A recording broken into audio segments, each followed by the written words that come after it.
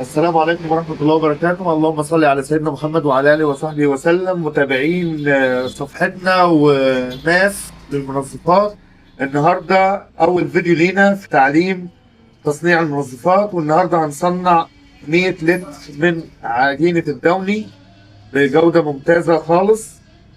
معانا 100 لتر مية، هنضيف عليهم اللون بتاعنا، اللون الأزرق. ندي تقليبة خفيفة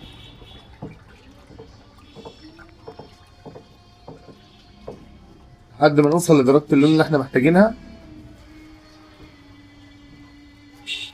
ومعانا نص كيلو من ريحة الدوني، هننزل بيهم على المية بتاعتنا. طبعا ريحة زيتية، والراعي ان احنا نختار شركة كويسة في الروايح علشان المنتج بتاعنا يطلع مظبوط وكويس. هنقلب ونرجع لكم. وبعد ما قلبنا الريحة بتاعتنا مع اللون كويس، هننزل.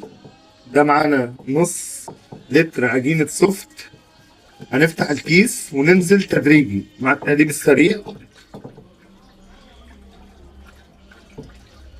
بتنزل زي الخيط الرفيع.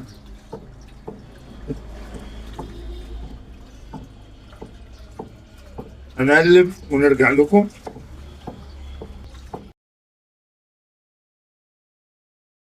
ورجعنا لكم تاني بعد ما كملنا البرميل بتاعنا ال 170 لتر ميه. ضفنا ال 70 لتر ميه، وضفنا نص كيلو عجينه سوفت، عجينه الدوني، وضفنا 450 جرام ريحه تاني.